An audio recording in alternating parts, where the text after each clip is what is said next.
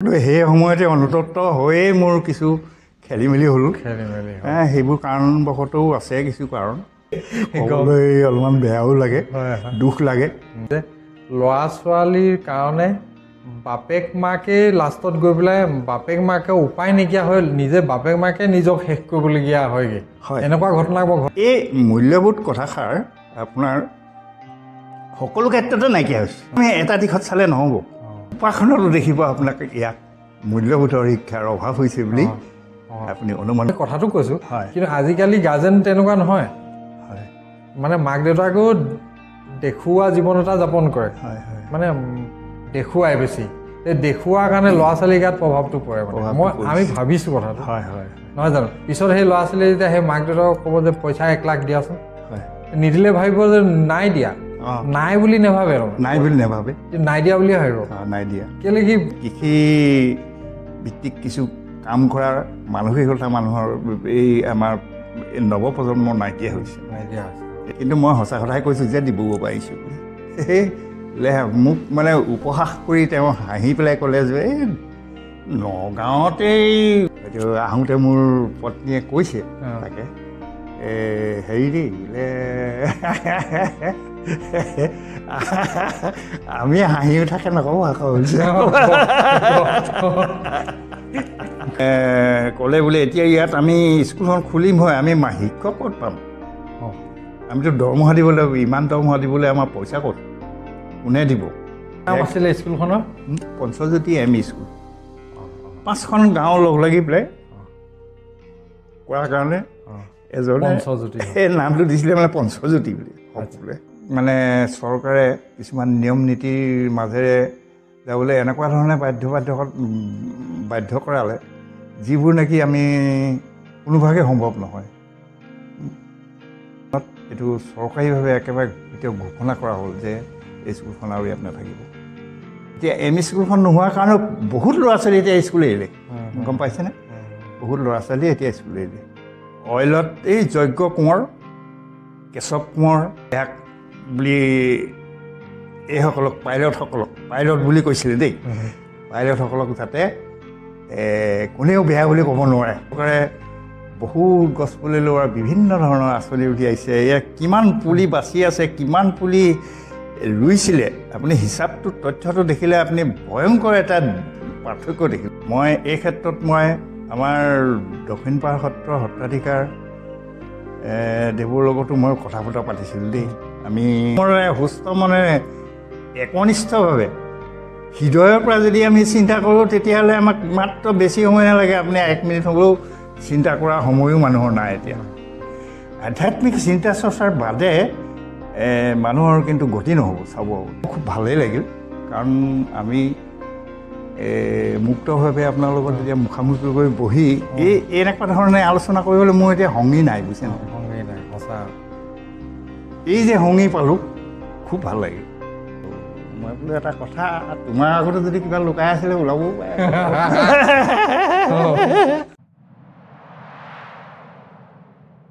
নমস্কাৰ মুক্ত আড্ডাৰ আজিৰ খণ্ডলৈ আপোনালোক সকলোকে স্বাগতম জনালোঁ আজি আমি মুক্ত আড্ডাত এনে এজন ব্যক্তিক আমন্ত্ৰণ কৰি আনিছোঁ যিজন ব্যক্তিৰ বহু অভিজ্ঞতা আছে তেখেতে জীৱনত বহু ত্যাগ কৰিছে সমাজত কিছুমান কৰ্ম তেওঁ কৰি গৈছে যিবোৰ কৰ্মৰ বাবে তেওঁক কোনো একোটা অঞ্চলৰ বহু পৰিচিত ব্যক্তি হৈ পৰিছে কিন্তু সেইজন ব্যক্তিয়ে জীৱনৰ আজি বিয়লি বেলাত তেখেতে জীৱনৰ বহু কৰ্ম কৰিলে হ'ল জীৱনত কি পালে আৰু তেখেতৰ শিক্ষা জীৱন কেনে আছিল তেখেতে ক'ত শিক্ষা লৈছিল আদি বিভিন্ন কথা পাতিম এজন প্ৰাক্তন শিক্ষক তেখেত প্ৰাক্তন প্ৰধান শিক্ষক তেখেত কিন্তু মাজত এজন প্ৰাক্তন প্ৰধান শিক্ষক হৈ থাকিল কিন্তু আৰ্থিকভাৱে তেখেত কিমান স্বাৱলম্বী হ'ল এই বিভিন্ন কথা আজি আমি মুক্ত আড্ডাত সেইজন ব্যক্তিৰ পৰা জানিবলৈ চেষ্টা কৰিম আমাৰ মাজত আজি মুক্ত আড্ডাত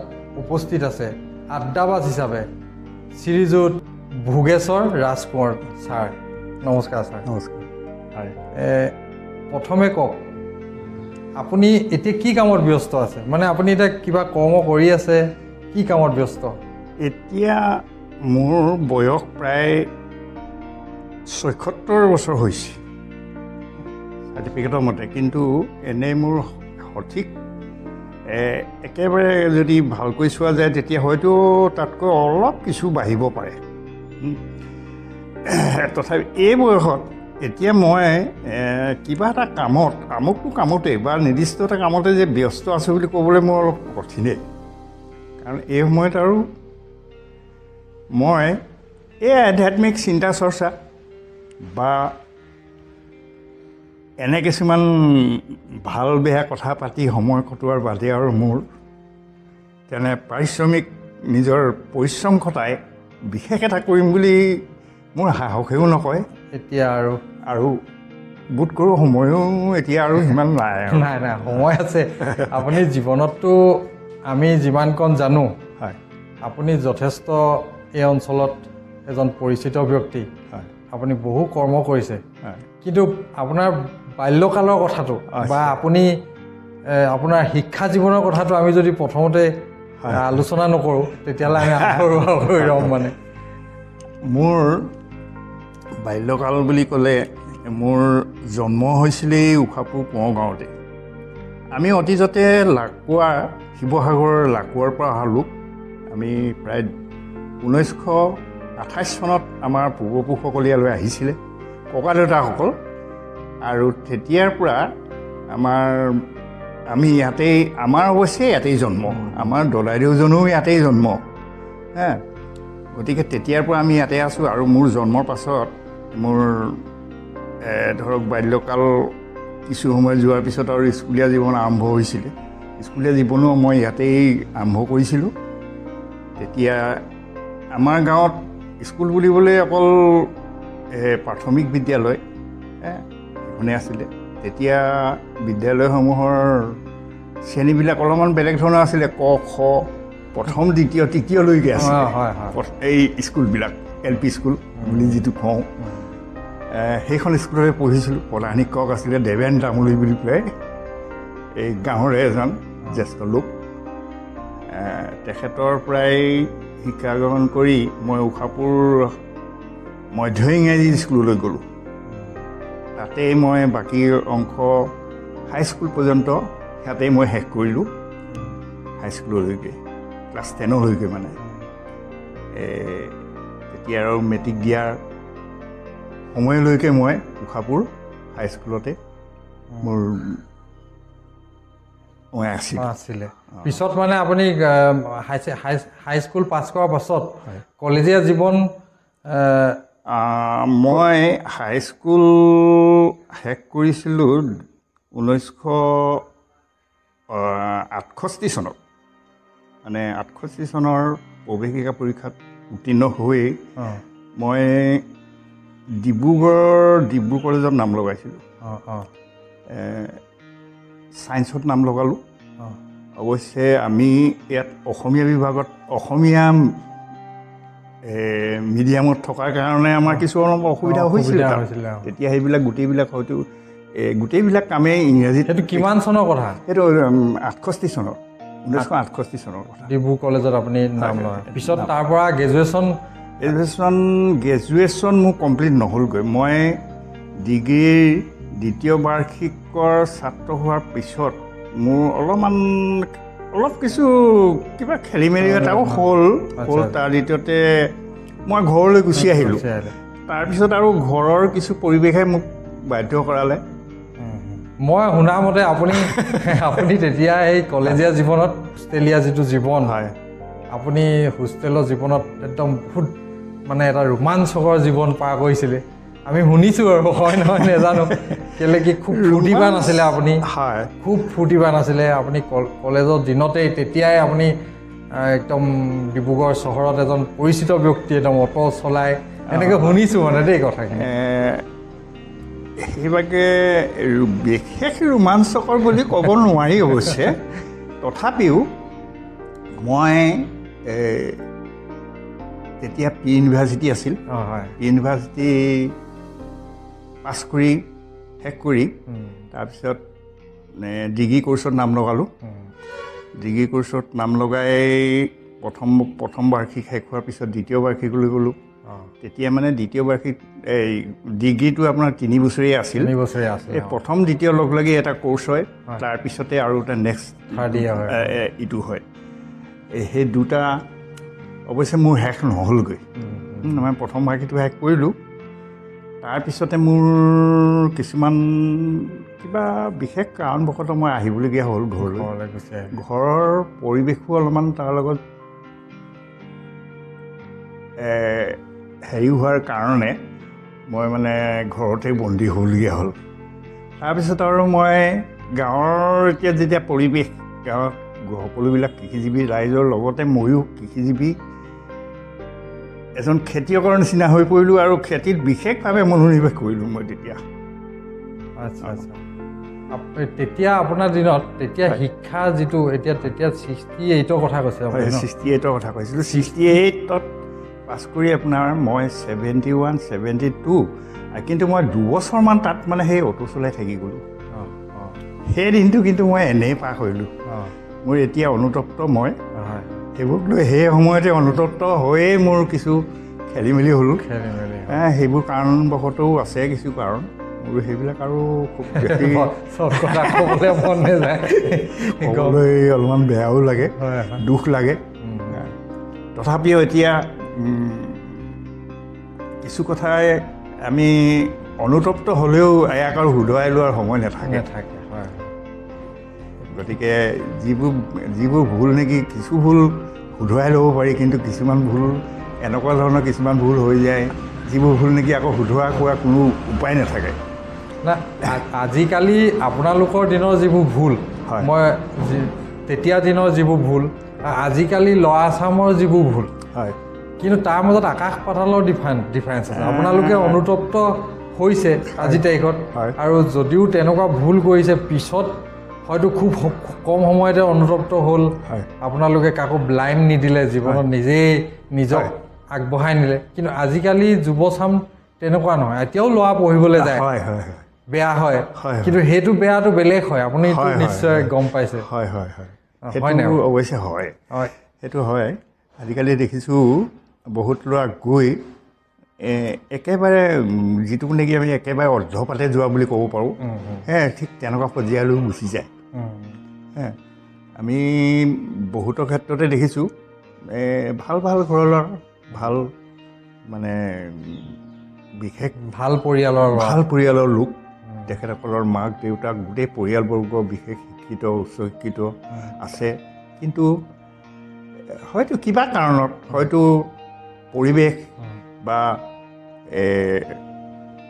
অন্যান্য বিশেষ কাৰণটো হ'ব পাৰে, কিন্তু তেনেকুৱা কিবা কাৰণত গৈ পেলাই তেওঁলোক মানে বিপথে চালিত হয়। একদম ঘূৰি আহিব নোৱাৰাকৈ তেওঁলোক আকৌ ঘূৰি আহিব নোৱাৰা হৈ যায়। এইটো বৰ দুখৰ কথা। আজিকালি সঘনাই এইবিলাক ঘটি থকা দেখা যায়। এতিয়া তেনেকুৱা ক্ষেত্ৰতে এনেই কথা এটা কৈছোঁ, ধৰক আপোনালোকৰ দিনত সেই যে আপুনি তেতিয়া যি হ'ল, কিন্তু আপোনালোকৰ দেউতা মাহঁতে যিটো নেতৃত্ব দিলে, যিটো আপুনি দেউতা মাৰ পৰা যিমান হ'লেও আঁতৰি থাকে, ভয় এটা কৰে, কিন্তু আজিকালি সেই মাক দেউতাকেও সেই ৰিলেশ্যনটো বনাব পৰা নাই নিচিনা লাগে না? হয়, তেতিয়াৰ দিনত আজিৰ যি পৰিৱেশ, তেতিয়াৰ পৰিৱেশৰ লগত একেবাৰে আকাশ পাতাল পাৰ্থক্য। এতিয়া পৰিৱেশ আমি 1 ছেকেণ্ডৰ ভিতৰতে আমি তেওঁৰ লগত যোগাযোগ কৰিব পাৰোঁ, ল'ৰা ছোৱালীৰ লগত যোগাযোগ কৰিব পাৰোঁ, কথা বতৰা পাতিব পাৰোঁ, কেনেকৈ আছ, ক'ত আছ, কি কথা, এইবিলাক বিষয় লৈ জানিব পাৰোঁ আমি বিতংকৈ। কিন্তু সেই সময়ত আমাৰ সেইবিলাক যোগাযোগ নাছিলে। গতিকে নহয়, গৈ খবৰ কৰিব লাগিব। ইয়াৰ পৰা বাটকুৰি বাই আপুনি ধৰক 50-60 কিলোমিটাৰ বাছেৰে গৈ বা কিবা বস্তুৰে গৈ আপুনি তাত গৈ তেওঁক লগ কৰিব লাগিব। নাই স্কুলত পাব, নহয় বৰ্ডিঙত পাব, নহয় হয়তো কিবা নিৰ্দিষ্ট স্থানত পাবগৈ। গতিকে আগৰ দিনত অলপ জটিল আছিলে। তথাপিও আমাৰ মা দেউতাহঁতে খুব বেছিকৈ, অৱশ্যে তেখেতসকলক আমি শলাগিবই লাগিব, সেইটো কথা। কাৰণ তেখেতসকলে আমাৰ ওপৰতো বিশ্বাস আছিলে যে সি কেতিয়াও বিপথে চালিত নহয়। সেই বিশ্বাসটো থকাৰ কাৰণে হয়তো সেইবিলাক সঘনে সেইবিলাক কথা চিন্তা নকৰিছিলে কিন্তু আজিৰ যুগত এতিয়া আমি দেখিছোঁ মাক দেউতাকসকল সদায় চিন্তিত থাকিবলগীয়া হয় সদায় প্ৰায়ে তাৰমানে চিন্তামগ্ন হৈয়ে থাকিবলগীয়া হয় কাৰণ আজি ল'ৰাটো গৈছে হয় এই ক'ৰবাত বেয়া লগত হং পাইছে নেকি কোনোবাই কিবা অঘটন ঘটাইছে নেকি আজিকালি এই যি যান্ত্ৰিক যুগ এই যান্ত্ৰিক যুগত কিবা অঘটন ঘটিছে নেকি বহু চিন্তাই তেওঁলোকক কামুৰি থাকে ইমান সুবিধা আছে তথাপিতো মাক দেউতাকখিনি মানে ল'ৰা ছোৱালী সুৰক্ষিত নহয় কিন্তু এই কথাখিনি বহুত দৰকাৰী কথা আজিকালি সেইটো কাৰণে মানে ল'ৰা ছোৱালীক আপুনিও আপোনাৰ ল'ৰা ছোৱালী আছে আমিও আছে বিভিন্নজনৰ আছে কিন্তু সেই ল'ৰা ছোৱালীক সৰুৰে পৰা জন্মৰে পাছৰে পৰা ধৰক সেইকাৰণে এটা নেতৃত্ব দি নিলে পিছলৈ হয়তো অলপ কিছু সকাহ পাব মানে সি যাতে ভাল বেয়াটো সৰু পৰাই আমি যেনেকৈ মানে যি মূলা আহিব বোলে দুপালতে চিন বুলি আমি কওঁ গতিকে মূলাটো বহুৱাৰ ওপৰতো কথা আছে সাৰ জাবৰ আমি যদি উপযুক্ত সাৰ জাবৰ নিদিওঁ তেতিয়াহ'লে মূলাটো হয়তো পোকে খাব বা কিবা কৰি মানে ৰূপটো বেয়া হ'ব পাৰে সেই কথাষাৰ কিন্তু খাটিব এই ক্ষেত্ৰত নহ'লে মানে এতিয়া আমি দেখিছোঁ সমাজত এনেকুৱা কিছুমান ঘটনা ঘটিছে ল'ৰা ছোৱালীৰ কাৰণে বাপেক মাকে লাষ্টত গৈ পেলাই বাপেক মাকে উপায় নাইকিয়া হৈ নিজে বাপেক মাকে নিজক শেষ কৰিবলগীয়া হয়গৈ এনেকুৱা ঘটনা মই শুনিছোঁ আমি আজি প্ৰায় সদায় এইবিলাক কথা মানে আপোনাৰ টিভি ৰেডিঅ' যিহতে তিহতে প্ৰকাশ পাই থাকে বাতৰিয়ে হওক যিকোনো বাতৰিতে মানে প্ৰকাশ পাই আছে প্ৰায় ঘটিছে এনেকুৱা আচৰিত ঘটনা যিবিলাক নেকি মানুহে চিন্তাই কৰিব নোৱাৰে আগৰ যুগত কিন্তু এই এনেকুৱা ধৰণৰ চিন্তাবিলাক অলপ কম আছিলে কিন্তু ঘটনাবিলাকো অলপ কম হৈছিলে নেকি আমাৰ দিনত কিন্তু অলপ কম আছিলে মানে কিন্তু আজিকালি অলপ বেছি হৈছে ইয়াৰ কাৰণ এতিয়া কাৰক বুলি ক'বলৈ গ'লে মানে এতিয়া ক'বলৈ অলপ দিগদাৰী আৰু কাৰণ আমিতো আৰু একেবাৰে অজ্ঞ লোক কিন্তু আমাতকৈ ভাল শিক্ষিত ভালদৰে দীক্ষিত লোকসকলে যিবিলাক মন্তব্য কৰে সেইবিলাকৰ নিশ্চয় কিছু মূল্য দিয়াটো মানুহৰ দৰকাৰ আজিকালি মূল্যবোধৰ শিক্ষাটো নাইকিয়া হৈছে মূল্যবোধ কথাষাৰ গুৰুত্ব নিদিয়া হৈছে মূল্যবোধ বুলি ক'লে আমি যিধৰণে বুজিব লাগে সেই কথাষাৰ একেবাৰে এই মূল্যবোধ কথাষাৰ আপোনাৰ সকলো ক্ষেত্ৰতে নাইকিয়া হৈছে অকল আমি এটা দিশত চালে নহ'ব আমি ৰাজনৈতিক চাওক অৰ্থনৈতিক চাওক সামাজিক চাওক সকলো ক্ষেত্ৰতে আনকি এতিয়া আপুনি উপাসনাতো দেখিব আপোনাক ইয়াত মূল্যবোধৰ শিক্ষাৰ অভাৱ হৈছে বুলি আপুনি অনুমান কৰিব পাৰিব যদি আপোনাৰ ভালকৈ মন কৰে তেতিয়াও দেখিব আনকি উপাসনাটো আমাৰ মূল্যবোধৰ শিক্ষা যে অৱনতি ঘটিছে অৱক্ষয় হৈছে এই কথাষাৰ আপুনি ধৰা পেলাব পাৰিব বৰ দুখৰ বিষয় এইবিলাক সেইবোৰ কালৰ বা সময়ৰ এতিয়া তাৰণা আৰু এটা কথা মানে মাক দেউতাক আজিকালি যে গাৰ্জেনবোৰ সিহঁতিও বহুত আৰ্টিফিচিয়েল জীৱন এটা যাপন কৰিছে মানে যিমানটো মানে দেখুৱাই বেছিকৈ আৰু সেইকাৰণে ল'ৰা ছোৱালীও সেই দেখুৱাটোকে সঁচা বুলি ভাবি লয় এতিয়া মাক দেউতাকে যদি ল'ৰা ছোৱালী কাৰোবাক দেখুৱাইছে নিজৰ কিবা গাড়ী গুৰা লৈ বিভিন্ন দৰকাৰ নাই তথাপিতো গাড়ী দুখন লৈ লৈছে এনেই কৈছোঁ তেওঁ দৰকাৰ নাই সেইখন কিন্তু গাড়ী 3খন 5খন লৈ লৈছে সেই মানুহজনী বা সেই পৰিয়ালটোৱে বা সেই মাক দেউতাকে কাৰোবাৰ বেলেগক দেখুৱাবলৈ সেইখিনি কৰিছে কিন্তু সেই তাৰ ল'ৰা ছোৱালীও সেইটো দেখিছে কিন্তু তাৰমানে ল'ৰা ছোৱালীকো দেখুওৱা নিচিনা হৈছে সেই ল'ৰা ছোৱালীয়ে সেই মাক দেউতাকক কাইলৈ নাই বুলি ক'লে নেমানিব তোমালোকৰ আছে শিক্ষাটো আমি তেখেতৰ পৰাই পাইছে তাৰমানে তেহেঁতি বেলেগক দেখাবলৈহে এইখিনি কৰিছে কিন্তু ল'ৰা ছোৱালীয়ে আকৌ বেলেগক দেখাইছে এইটো নেভাবে ন তেহেঁতি দেখিছে নহয় বোলে আমাৰ ঘৰত দেউতাই 5খন গাড়ী ল'লে কিবা ল'লে আমুক ল'লে গতিকে কাইলৈ মই পইচা দিয়ক 1 লাখ ক'লে মানে দেউতাই দি দিব দিব সেই ভাৱনাটো ল'ৰা ছোৱালী হৈ গৈছে কিন্তু আগতে আপোনালোকৰ দিনত হয় যদি আপোনাক ডিব্ৰুগড়ত পঢ়াইছিলে হয় আপোনাৰ দেউতা বা দেউতাই আপোনাকতো পইচা দিছে কিবা চলিবলৈতো পইচা চলিবলৈ এটা নিৰ্দিষ্ট পৰিমাণৰ কাৰণ মানে আমি এমাহলৈ প্ৰথম মাহতে গম পাইছোঁ নহয় যে আমাক ইমানখিনি দৰকাৰ হয় কাগজ পেঞ্চিলৰ কাৰণে ইমানমান সাধাৰণতে দৰকাৰ বাকী খোৱা বোৱাৰ কাৰণে আমাক দৰকাৰ এইখিনি খাদ্য বস্তু কিনিব লাগে কিছু আমি গোটেইখিনি ঘৰৰ পৰা নিব নোৱাৰোঁ সেইবিলাক মানে যিখিনি প্ৰয়োজনৰ কাৰণে যিকেইটা দৰকাৰ সেইকেইটা দিয়ে সেইকেইটাই আমাৰ যথেষ্ট আমি আৰু তাতকৈ বিচাৰিবলৈ প্ৰয়োজনবোৰ নকৰোঁ আকৌ তাৰ উপৰঞ্চি আপোনাক চাউল দাইল যদি পাৰে ঘৰৰ পৰাই দি পঠিয়ায় এতিয়াতো ল'ৰা ছোৱালীয়ে চাউল নিদিব ঘৰৰ পৰা ধান লৈ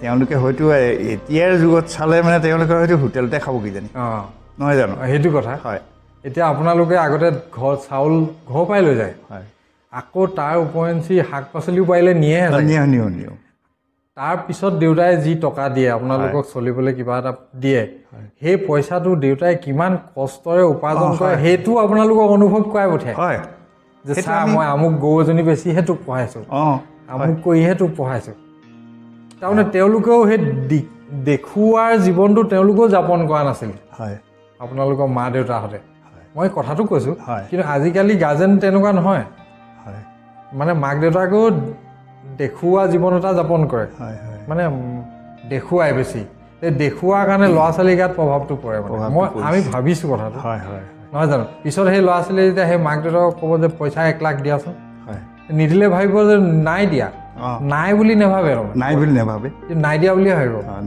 কেলৈ কি মাক দেউতাকে দেখুৱাই থৈছে আগতে যে আছে যে তেওঁ আছে এতিয়া আপুনি তাৰপৰা আহিলে ডিব্ৰুগড়ৰ পৰা আহিলে আহি পিছত ঘৰলৈ আহিলে এতিয়া আপুনি ক'লে যে ঘৰলৈ আহি মই খেতিত ধৰিলোঁ এতিয়া কোনোবা ল'ৰাই ধৰিব জানো আপুনি কওকচোন এতিয়াও কাৰোবাৰ মাটি বাৰী ধেৰ থাকিলেও হয় এতিয়া এই খেতি কথাটো ক'বলৈ গ'লে মানে খেতি সাধাৰণতে বৰ্তমান এনেকুৱা এটা পৰ্যায় পাইছেগৈ মানে খেতি কৰিবলৈ মানুহ নাইকিয়া হৈ গৈছে খেতি আমাৰ অলপমান কিছু শিক্ষাই অলপমান যদি শিক্ষিত হৈ গ'ল তেওঁ আৰু সেই আৰু গৰু হালটো আজিকালি নাইকিয়া হৈছে বাৰু সেই যেনেকৈ হ'লেও চখ কৰি মানে কৃষি ভিত্তিক কিছু কাম কৰাৰ মানসিকতা মানুহৰ এই আমাৰ নৱপ্ৰজন্মৰ নাইকিয়া হৈছে এইবিলাক বৰ দুখৰ বিষয় এইবিলাকে আমাৰ কি ফাললৈ লৈ গৈছে আমি চিন্তা কৰিলে এটা বৰ ডাঙৰ ভয়ানক চিন্তা মানুহৰ মনলৈ মানুহৰ লোকলৈ আহিছে কিন্তু মনলৈ তাৰপিছত আপুনি ডিব্ৰুগড়ৰ পৰা আহিলে ঘৰ পালেহি ঘৰত খেতি পথাৰত লাগিলে তাৰ পিছৰ জীৱনটো কওক এতিয়া তাৰপিছত আপুনি কি কৰিলে পিছৰ জীৱনটো মই আৰম্ভ কৰিলোঁ কৃষিয়েই আমাৰ মূল কৰ্ম বুলি ধৰি ল'লোঁ তেতিয়া আৰু দেখিলোঁ যে মোৰ কৃষি বাদেতো অন্য উপায় নাই আমাৰ ওচৰতে থকা তৈলনগৰীত মই আপোনাৰ ষ্ট'ৰ কিপাৰ ট্ৰেড এটাত এবছৰ দিন মানে ট্ৰেইনিং এটা ল'লোঁ ষ্ট'ৰ কিপাৰ হিচাপে ষ্ট'ৰতে থাকি কিন্তু শেষত গৈ মোৰ চাকৰি কিন্তু নহ'ল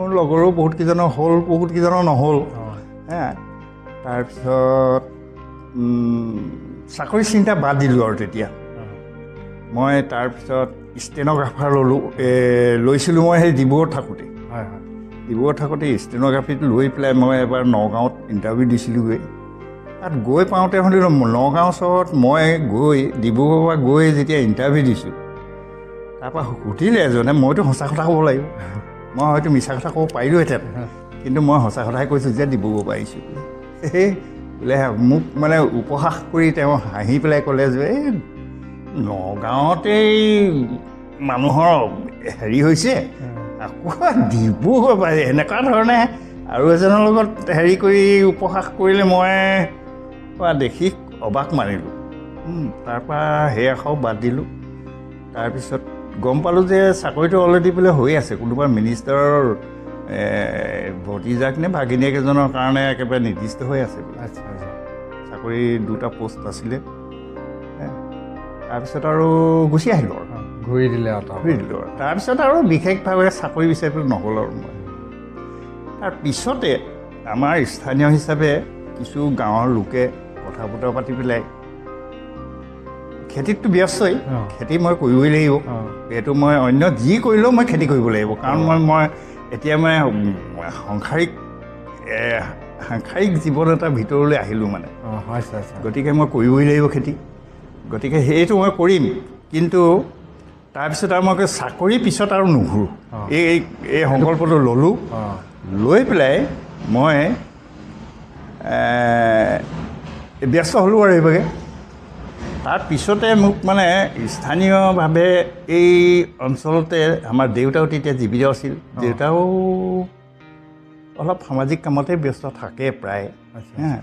তেখেতসকলৰ নেতৃত্বতে ইয়াতে এখন মধ্য ইংৰাজী স্কুল খোলাৰ সিদ্ধান্ত ল'লে। ৰাইজে লগ লাগি এইবিলাক সিদ্ধান্ত কৰিছিলে। কৰাৰ পিছত ক'লে বোলে এতিয়া ইয়াত আমি স্কুলখন খুলিম হয়, আমি শিক্ষক ক'ত পাম? আমিতো দৰমহা দিব লাগিব, ইমান দৰমহা দিবলৈ আমাৰ পইচা ক'ত, কোনে দিব? আমি বাৰু যেনে তেনে টালি টোপোলা মাৰি আমি ঘৰটোকে বনাই দিম, শ্ৰেণীত পঢ়াবলৈ ব্যৱস্থা কৰি দিম, কিন্তু দৰমহা পাতি কোনে দিব? এনেইতো কোনোবাই ইয়াত 7 ঘণ্টা 6 ঘণ্টা সময় খাটি দিব নোৱাৰে। তাৰপিছত দেখিলে যে বহু চিন্তা কৰাৰ পিছত সদ্যহতে পিছৰ পৰ্যায়টো পিছৰ কথা, সদ্যহতে আমাৰ এই মোৰ কথা উল্লেখ আহিলে। ৰাজহুৱাকৈ মানে প্ৰস্তাৱ আহিলে বোলে তেওঁকে আমি যদি অলপমান দিনৰ কাৰণে, সেইটো ভৱিষ্যতৰ কথা, কিমান দিনলৈ হয় সেইটো পিছৰ কথা, কিন্তু সদ্যহতে তেওঁকে ৰাখি আমি আৰম্ভ কৰোঁ।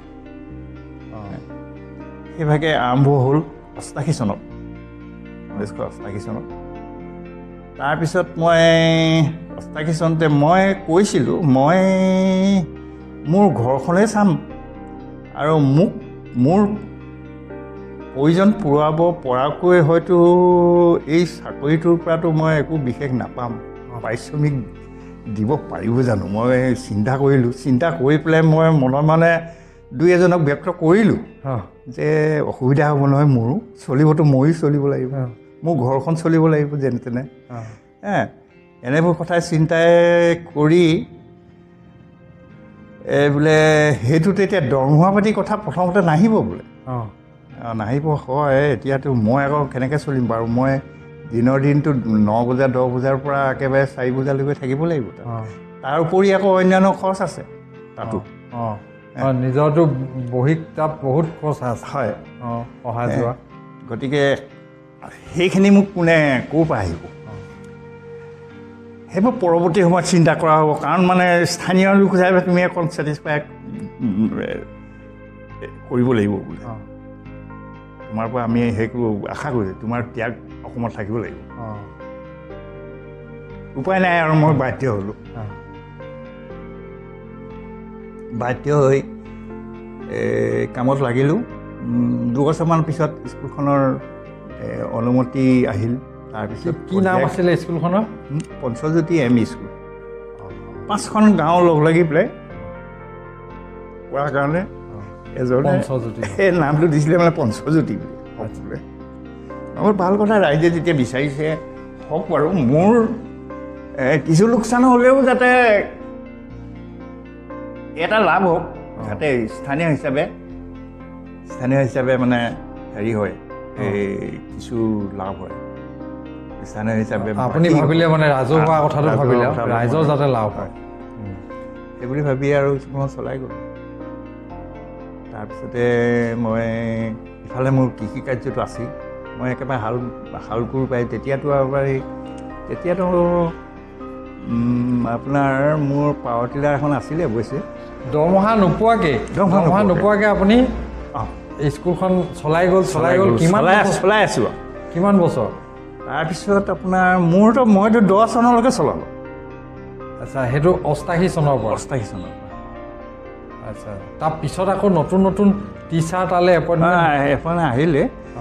যিসকলক যেনেকৈ সন্তুষ্টি কৰিব পাৰি সেইসকলক আগতে যেতিয়া এপইণ্টমেণ্ট হৈছে সেইসকলে তেখেতসকলক কোৱাও হৈছে যে ইয়াত অৱস্থা এনেকুৱা ধৰণে যদি আপোনালোক মঞ্জুৰ হয় থাকিব পাৰে, নোৱাৰিলে ৰাইজে মানে কি হয় 2-4 পইচা তুলি কেতিয়াবা নাই এতিয়া বিহুৱে সংক্ৰান্তিয়ে ধৰক পূজাই চূজাই কিবা আহিলে উৎসৱ পাৰ্বণ আহিলে তেওঁলোকক অলপ অলপ কিবা কিছু ৰাইজে দিয়ে আৰু ৰাইজৰ পৰা আহে। নাই এতিয়া কোনোবা নতুনকৈ এপইণ্টমেণ্ট হৈছে অ। সেইবোৰ সেই কিবা যে ইণ্টাৰভিউত পাছ কৰি অহা নহয় মানে গাঁৱে কোনোবাই নতুনকৈ তাত পঢ়ি আহিলে স্থানীয় লোকে বাকী সকলোবিলাক স্থানীয় লোকে চৰকাৰীভাৱে চৰকাৰৰ লগত কোনো যোগসূত্ৰ নাই, তেনেকৈ এপইণ্টমেণ্ট হোৱা নাই, তেনেকৈ চলি থাকিলে তেনেকৈ যিখন মানে পৰিচালনা কমিটি আছে সেই স্কুলখনৰ কমিটিখনেই সিদ্ধান্ত কৰে গোটেইখিনি।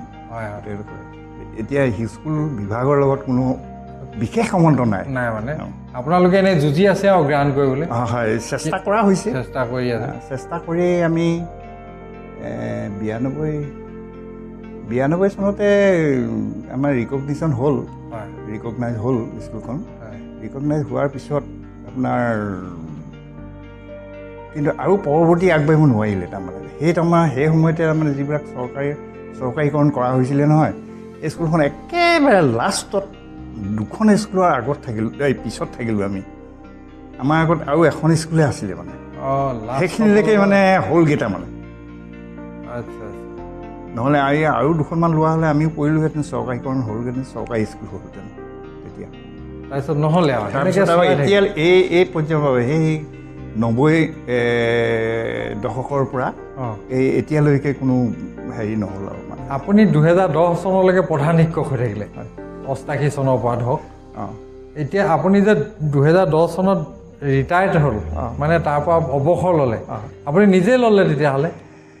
নিজে মানে কিছু নিয়মখন আকৌ চৰকাৰী বিভাগত ৰিকগনিশ্যন যেতিয়া আহিলে আমি কিছু বাধ্যবাধকতাৰ ভিতৰলৈ আহিবলগীয়া হ'ল চৰকাৰৰ, যে চৰকাৰী নীতি নিয়মবিলাক মানি চলিব লাগিব, এনেকুৱা কথা।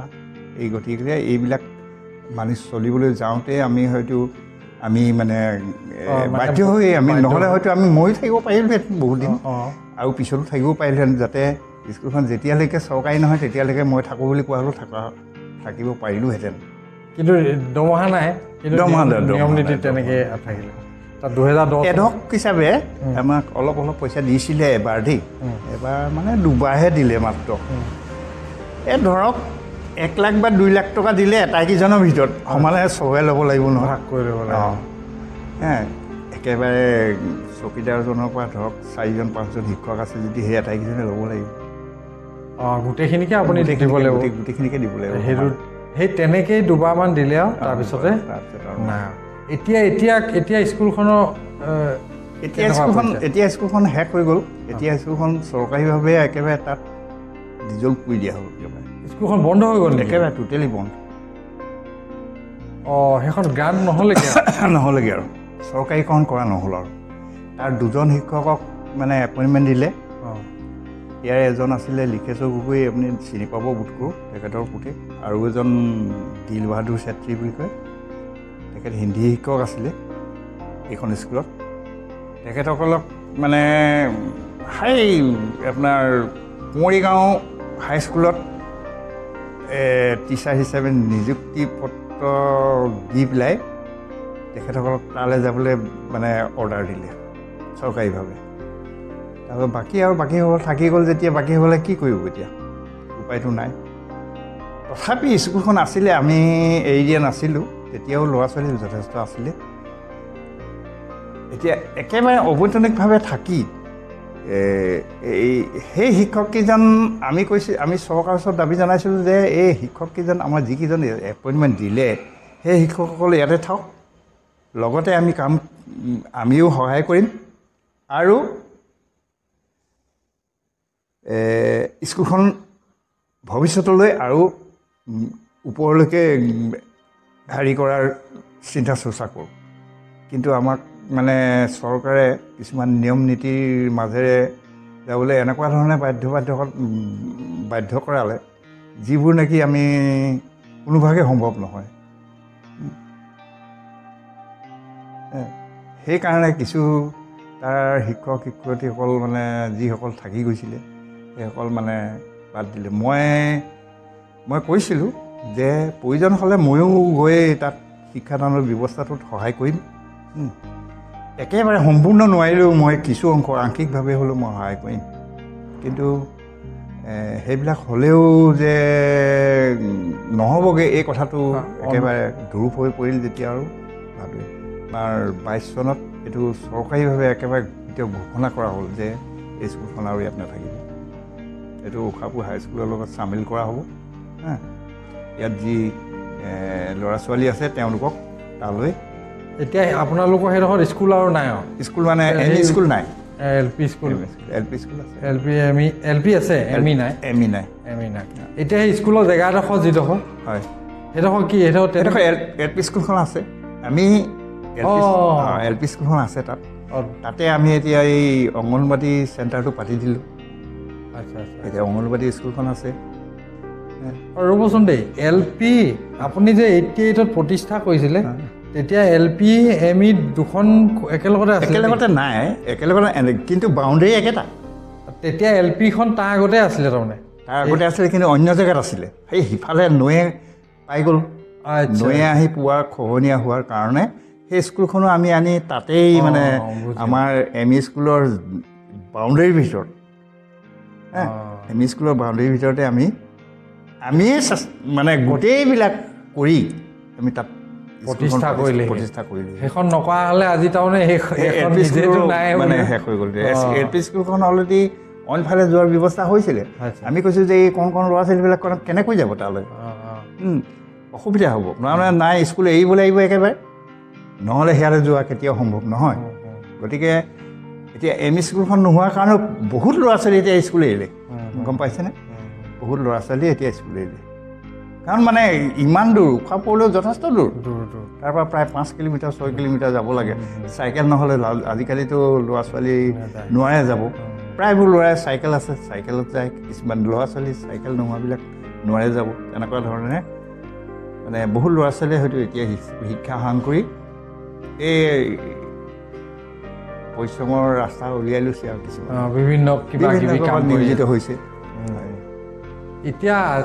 এতিয়া ধৰক গাঁৱলীয়া যি সমাজত আপোনালোকৰ সেইটো অঞ্চলতে ধৰিছোঁ, আগৰ মানে আপোনাৰ আগৰ দিনৰ যিখন গাঁৱৰ শিক্ষা ব্যৱস্থা আৰু আজিকালি যি শিক্ষা ব্যৱস্থা, এতিয়াতো ল'ৰা ছোৱালী উলিয়াই লৈ পেলাই ঘৰৰ পৰা উলিয়াই লৈ বেলেগ ক'ৰবাত দূৰত নিও পঢ়ায়গৈ চাগে।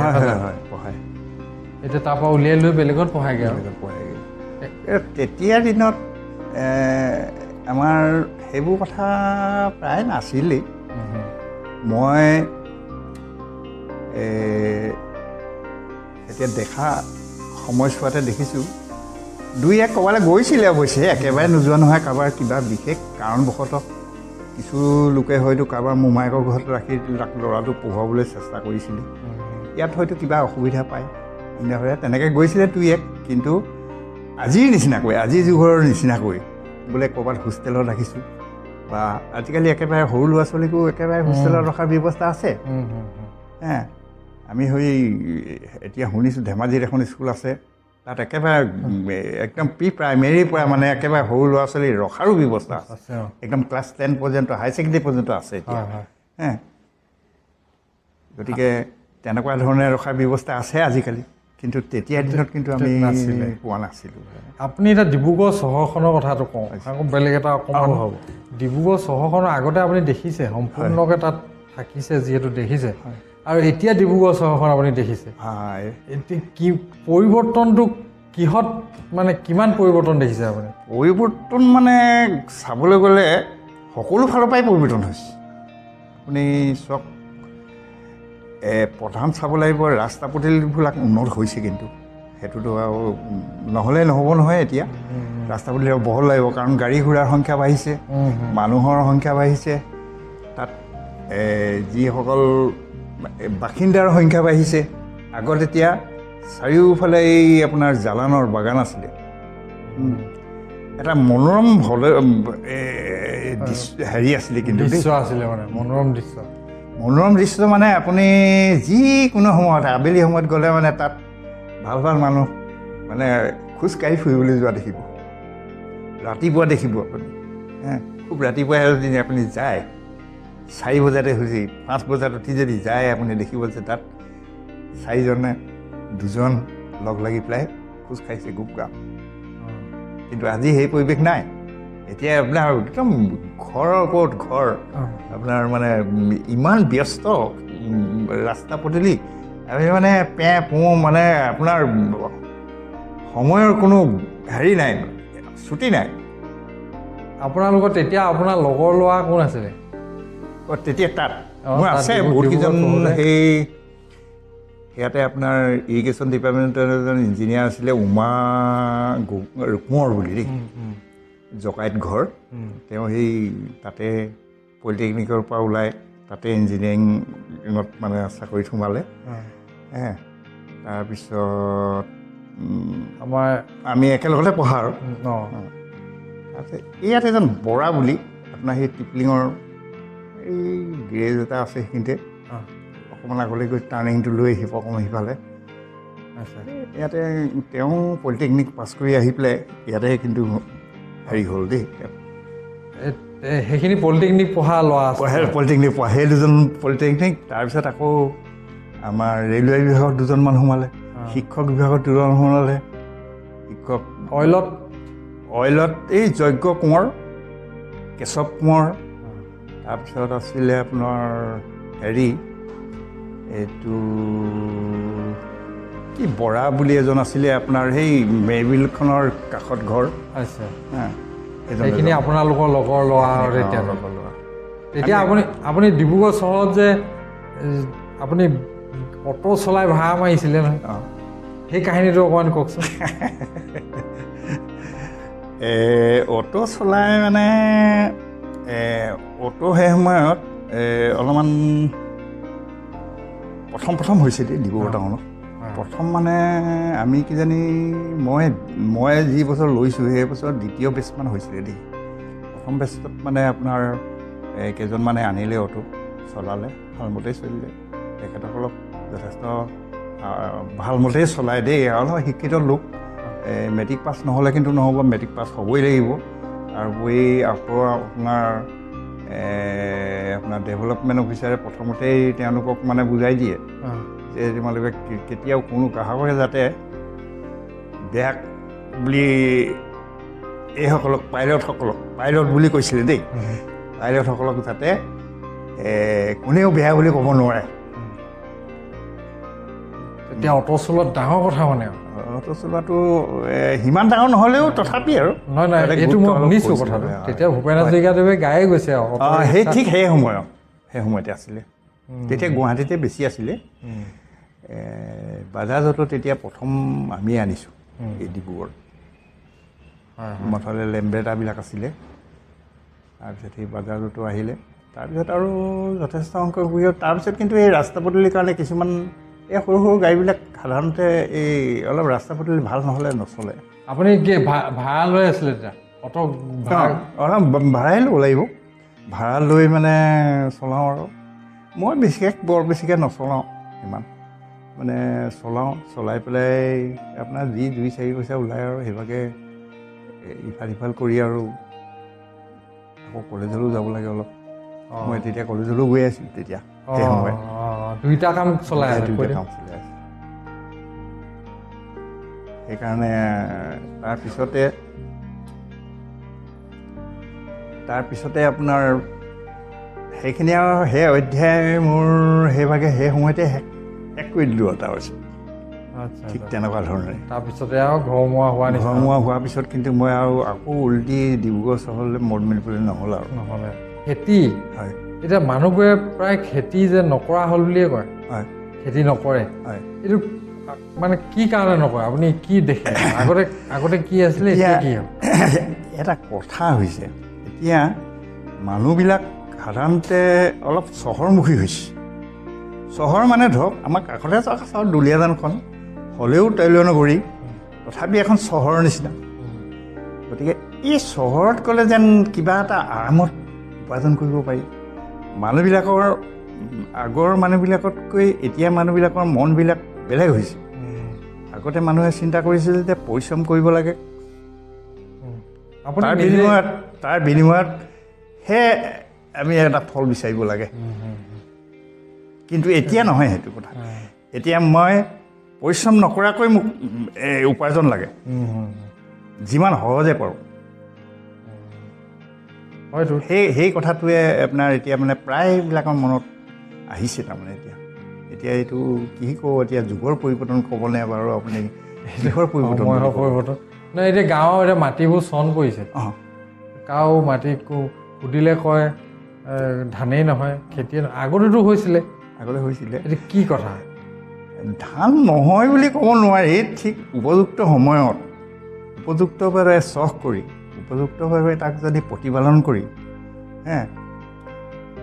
এতিয়া আমি গছ পুলি এটা যদি ৰুই থওঁ, এনেই আপুনি য'তেই ৰুওক বাৰু, ৰুই থ'লে এনেইতো নহওক, তাত অলপমান প্ৰতিপালন কৰিব লাগিব। সৰুতে তাক ঘাঁহ পানী উঘালি কিনাৰৰ পৰা আৱৰ্জনা আঁতৰাই ঘাঁহ বন চফা কৰি তাক যদি সাৰ পানী সময়মতে পানী দিওঁ, তেতিয়াহে সেই গছপুলিজোপা লহপহকৈ বাঢ়িব।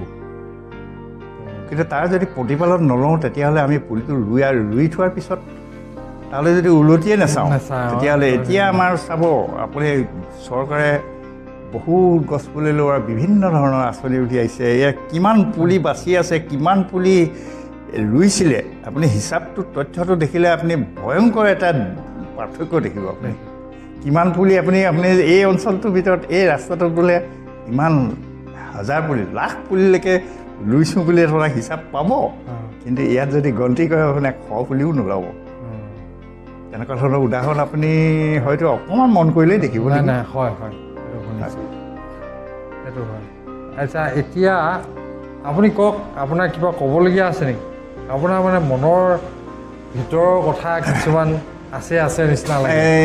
ক'বলৈ মন যায় যে আমাৰ পৰিৱেশবোৰ অলপ সুচল পৰিৱেশ এটা সৃষ্টি হওক, ভাল এটা পৰিৱেশৰ মাজত আমাৰ মানুহবিলাকে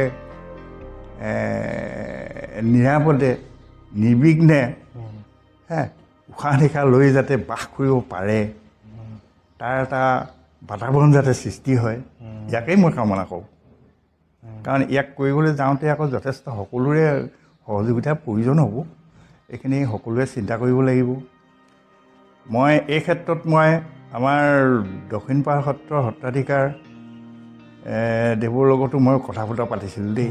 আমি অলপতে আমাৰ কেইজনমান ব্যক্তিক লৈ তেখেতসকলৰ লগত আলোচনা বিলোচনা কৰিছোঁ। আমাৰ কি উপায় কৰিব পাৰি বাৰু, মই এই বিষয় লৈ আজিৰ দৰে তেখেতৰ লগতো 2.5 ঘণ্টা বহি পেলাই আমি কথা বতৰা পাতিলোঁ তেখেতসকলৰ লগত গৈ। তেতিয়া কৈছিলে যে ধৰক অলপ কিছু হ'লেও পৰিৱৰ্তন হ'ব। আমি 100জন যদি আমি কৰ্মশালাত গোটাই তেখেতসকলক কিবা এটা দেখুৱাব পাৰোঁ, আদৰ্শ দিব পাৰোঁ, বুজাব পাৰোঁ, তাৰ ভিতৰত যদি আমাৰ 5জনো হয়, তেতিয়াও আমাৰ চেষ্টা অথলে নাই যোৱা বুলি ক'ব পাৰি। এই 5জনৰ পৰা আৰু 2জন বা হয়তো বাঢ়িব। তেখেতে উপায় দিছিলে, কিন্তু তাৰ কাৰণে আকৌ অলপমান অকলে কৰিব পৰা কাম নহয়। সামাজিকভাৱে সকলোৰে সহযোগিতাৰ প্ৰয়োজন। গতিকে এই সহযোগিতাবোৰ আহিলে নিশ্চয় কোনোবা দিনা আমি আকৌ লগ পাব পাৰিম দেই। বৰ ভাল লাগিব তেতিয়া। কিন্তু চান্স আছে মানে সেইটো লগ পামেই 100%, কিয় লগ নাপাম। মনৰ কথাটো কোৱাটোৱে আড্ডা। আড্ডাত 2জন মানুহে মিলি আড্ডা মাৰিলে তাৰ পৰা যাতে কিবা এটা ভাল মেছেজ যায়, সেইটোৱেতো কথা নহয় জানো? সেইটোৱে কথা। আমাৰ অনুষ্ঠানটো তেনেকুৱাই, আমি তাকে চেষ্টা কৰোঁ বিভিন্নজনৰ লগ পাওঁ। বৰ ভাল কথা। আমি এই আড্ডাবিলাকৰ জৰিয়তেও যথেষ্টখিনি যিসকলে মন দিয়ে, অকণমান যিসকলে শুনে, ধৰক চাই বা এইসকলৰ কথাবিলাক কোনেনো কি কৈছে, এই কথাবিলাক যদি ধ্যান দি শুনে বা চাই, মোবাইলতে চাবলৈ পাব। গতিকে সেইবিলাকে চাই যদি তাৰ পৰা কিছু কথা ভালখিনি লোৱাটোহে আচল কথা। এনেই ৰং বিৰঙৰ ফটোকেইটা চাইতো একো কৰিব নোৱাৰে, লাভ নাই সমাজত। এতিয়া স্বামী বিবেকানন্দই বিদেশলৈ গৈ এগৰাকী তেখেতৰ সাজপাৰ দেখি পেলাই এগৰাকী মাইকী মানুহে কৈছিলে, উপলুঙা কৰিছিলে, উপহাস কৰিছিলে। তেতিয়া বিবেকানন্দই কৈছিলে যে পশ্চিমীয়া সমাজত মানুহৰ চৰিত্ৰতকৈ বোলে মানুহৰ সাজপাৰ এইখিনিহে বেছি উদ্ধত বুলি ভবা যায়। কিন্তু আমাৰ ভাৰতবৰ্ষত নহয়, ভাৰতবৰ্ষত ইয়াৰ বিপৰীত মানে আমি ভাৰতবৰ্ষত আমি চৰিত্ৰৰ কথাহে আমি চিন্তা কৰোঁ। ভাল ফলত কেনেকৈ আমি চৰিত্ৰবান কৰি তুলিব পাৰি তাৰহে প্ৰচেষ্টা লোৱা হয়। সেইকাৰণে আপোনালোকে সন্মান দিয়ে সাজ পোছাকত, কিন্তু আমি সন্মান দিওঁ চৰিত্ৰ। ঠিক আমাৰ গীতা ভাগৱতত গীতা ভাগৱতত এইবোৰ কথা ইমান ধুনীয়াকৈ আছে। হয় হয়, এইবিলাক কিন্তু সচৰাচৰ আলোচনাৰ বিষয়। আপুনি এটা কথা মন কৰিবচোন, আজিকালি আপুনিওতো সকাম নিকাম কেতিয়াবা যায়, আপোনাৰ এই বয়সে হয়তো নক'লেও আপুনি কেতিয়াবাতো যাবলৈ বাধ্য হৈ হ'লেও যায়। তেতিয়া দেখে নহয়, আপুনি চাব, আপুনি নাম প্ৰসংগ হ'ল, তাৰপিছতে সাধাৰণতে পাঠ থাকে, নামৰ পিছতে পাঠ হয়, পাঠৰ পিছতে আৰু সামৰণি হয় বা যি হয় কিবা কিছু হয়। তেতিয়া আপুনি দেখিব এই পাঠৰ সময়ছোৱাত আপুনি মন কৰিব এজনকৈ ভকতবিলাক উঠি যায়। সেই নাম লোৱা সময়কণলৈকে হাত চাপৰি বজাই কিনি থাকে। সেই সময়ত ভাবে যে তেখেতসকল যেন একেবাৰে বাধ্য হৈ বহি থাকিব লাগে, সেইকাৰণে থাকে নেকি। হয় হয়, ঠিকেই। কিন্তু আচল মূল কথাটো হৈছে কি, আমি নাম গালোঁ, সদায় গাওঁ, কিন্তু নাম গাই যে ভগৱানক কিবা এটা তুষ্ট কৰিব পৰাৰ কিবা এটা আমি মেছেজ পঠালোঁ, সেইটো নহয়। আমি যিকোনো সময়তে ভগৱানক চিন্তা কৰিব পৰা আমাৰ ক্ষমতা আছে, যিকোনো সময়ত কৰিব পাৰোঁ। আমি যদি ভাল মনেৰে, সুস্থ মনেৰে, একনিষ্ঠভাৱে হৃদয়ৰ পৰা যদি আমি চিন্তা কৰোঁ, তেতিয়াহ'লে আমাক মাত্ৰ বেছি সময় নালাগে। আপুনি 1 মিনিট হ'লেও চিন্তা কৰাৰ সময়ো মানুহৰ নাই এতিয়া। তাৰোপৰি তেতিয়া দেখিবা আপোনাৰ তাত মানে মানুহৰ সংখ্যা একে নগণ্য, 2জন বা 4জন বহি থাকিব মাত্ৰ। মই সেইদিনাখন এদিন সকামত তেনেকৈ কৈছোঁ যে চাওকচোন, ইয়াত আপোনাৰ না গৃহস্থজনৰ কোনোবা বহিয়ে আছেনে, ইয়াত কাৰ কাৰণে আমি এই পাঠ কৰিছোঁ বাৰু, কোনে শুনিবৰ কাৰণে কৰিছোঁ, নে আপুনি আৰু মই শুনিবৰ কাৰণে এই পাঠেকীজনে পাঠ কৰিছে। অলপ দুখ লগা বিষয় বোলো। আপুনি কাৰোবাক উদ্ধাৰ কৰিবলৈ আহিছে, কাৰোবাক উদ্ধাৰ কৰিবলৈ আহিছে, যাক উদ্ধাৰ কৰিব, কাক উদ্ধাৰ কৰিছোঁ তেতিয়াহ'লে? যাক উদ্ধাৰ কৰিব সিয়ে নাই তাত। আকৌ নামৰ এই পাঠেনো কি কৈছে, শাস্ত্ৰই কি কৈছে, আচলতে শুনিব লাগে কোনে আৰু শুনিছোঁ কোনে? সঁচা কথা। যিসকলে উঠি অহা লোক, যিসকল মানে আমাৰ যুৱচাম, সেই চামক কিন্তু খুব প্ৰয়োজন। এইবিলাক কথা কিন্তু খুব মানে দৰকাৰী হৈ পৰিছে। আধ্যাত্মিক চিন্তা চৰ্চাৰ বাদে মানুহৰ কিন্তু গতি নহ'ব, চাব। এইটো আমাৰ আগতে এটা অনুষ্ঠানত আমাৰ এজন সেইটো যিয়ে হ'লেও গম পাইছে, মানে আপুনি চাব, আপুনি দেখিব নহয়, আপুনি চাই থাকক না। আপুনি আমাৰ দিনডাল আমি নেদেখিব পাৰোঁ, কিন্তু আপোনালোকৰ দিনত হয়তো দেখিবলৈ পাব যে আমি এইবিলাক চিন্তা নকৰাৰ ফলত আমাৰ কি গতি হ'ল, আমাৰ শাস্ত্ৰই কি কৈছিলে, আমি কি কৰিলোঁ। তেতিয়া আৰু সময় নাথাকিব। তাৰমানে এটা সময় আহিব, সময় এনেকুৱা ধৰণে পৰিৱৰ্তন আনিব, আপোনাৰ মানে সেই আনৰ হৈ যোৱা কথাখিনিক আপোনাৰ শুধৰাৰ সময় নাই, আৰু আপুনি শুধৰাব নোৱাৰে। বৰ এটা দুখৰ বিষয় হৈ পৰিছে আজিকালি। আপুনি প্ৰতিদিনাই আপুনি এটা ভাল খবৰ আপুনি শুনিবলৈ নাপায়। ভাল খবৰ আপুনি মানে শুনাৰ বদলি আপুনি শুনিব নলগীয়া খবৰবিলাক আপুনি শুনিব। গতিকে এইবিলাক বৰ মানুহৰ কাৰণে এইবিলাক ভাল বাৰ্তা নহয়। ভৱিষ্যতে আৰু এইবিলাক আশাটো নকৰে, বহুতেই নকৰে। আপুনি আশাবাদীনে? মই আশাবাদী, কিন্তু এটা টাইম আহিব, কিন্তু নিশ্চয় আহিব। আদিম যুগৰ পৰা মানুহ আহি এই সভ্যতাৰ যুগত এই এনে অৱস্থা যেতিয়া পালেহি, আজি এতিয়া চন্দ্ৰলোকলৈ যাব পৰা হ'ল।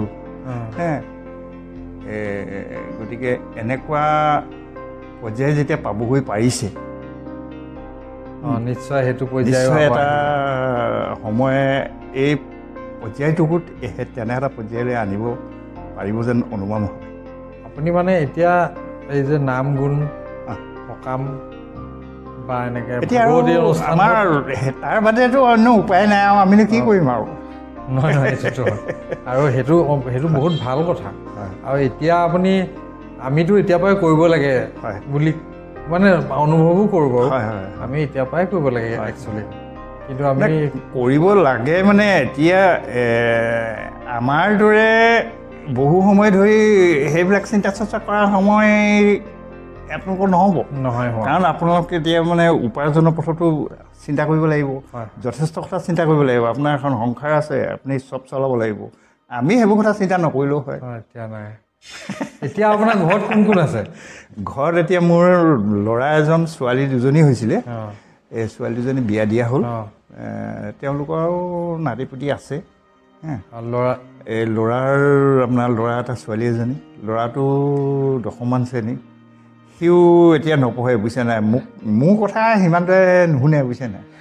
মই মানে কি কওঁ, চব হাঁহি উৰুৱাই দিয়ে। নাই, ককাকৰ প্ৰতি সেইটো মৰম থাকিবই আৰু। ককাকৰ গতিকে একদম মানে চিন্তা, সিহঁতি কিমান চিন্তা কৰে নাজানো, কিন্তু মই চিন্তা কৰি থাকোঁ দেই। মই যাতে বেছি বেয়া নেদেখাকৈ যাতে আমি আৰু নাই সেইটো চবৰে নহয়। ঠিকে কৈছে আপুনি। ইমান দূৰদৰ্শী এজন ব্যক্তি আপুনি, তেনেকুৱা মানুহৰ বা চবৰে তেনেকুৱা নহয়। নহওক বুলি আমি ভগৱানৰ ওচৰত চবৰে সদায় চিন্তা কৰোঁ। আৰু কিছুমান মানুহ আছে এতিয়া সমাজত, গাঁৱলীয়া সমাজত আমিও দেখোঁ এতিয়াও কোনো চিন্তা চৰ্চা নাই।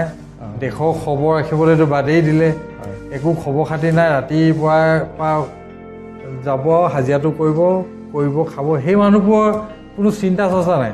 সেই মানুহবোৰৰ কিন্তু ভৱিষ্যতটো উজ্জ্বল চিন্তা কৰিবলগীয়া হ'ব। আপুনি কোৱাটো মানে সেই মানুহবোৰে পিছলৈ কিন্তু পস্তাব লাগিব। সেইটো কিন্তু দেখিবলৈ পাব নহয়। এখন যেতিয়া একেবাৰে নিজক তুলনা কৰি চোৱাৰ এটা হেৰি দেখিব, পৰিৱেশ দেখিব, তেতিয়া ইছৰাম বহুত ভুল কৰিলোঁ, তেতিয়া অনুতপ্ত হ'ব। কিন্তু আৰু সময়ে তেতিয়াতো ৰৈ নাথাকে।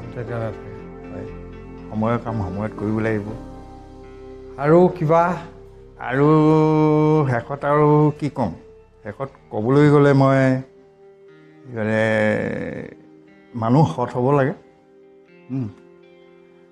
এই নীতি বচনবিলাক, আমি আচাৰ নীতি এইবিলাক মনাটো কিন্তু খুব দৰকাৰী কথা।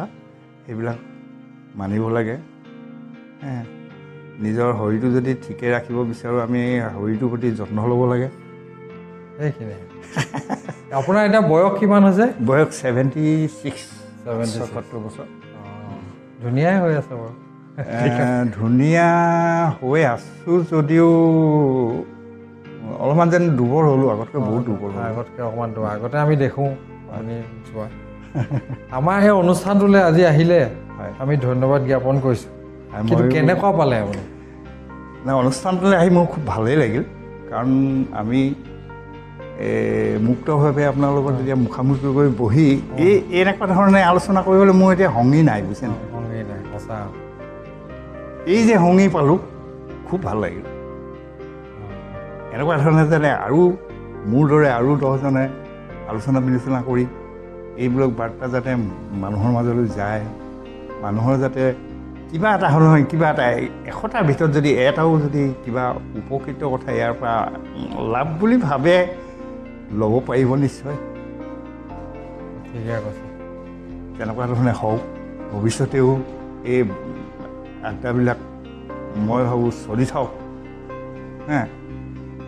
সঘনাই চলক, সঘনাই মানুহৰ মাজলৈ আহক। আমি পুনৰ লগ পাম আপোনাক পিছত। ধন্যবাদ। আকৌ এদিন আমি লগ পাম। এদিনাখন পূৰা প্লেনিঙত আমি কথা পাতিম, প্লেনিং কৰি ল'ম।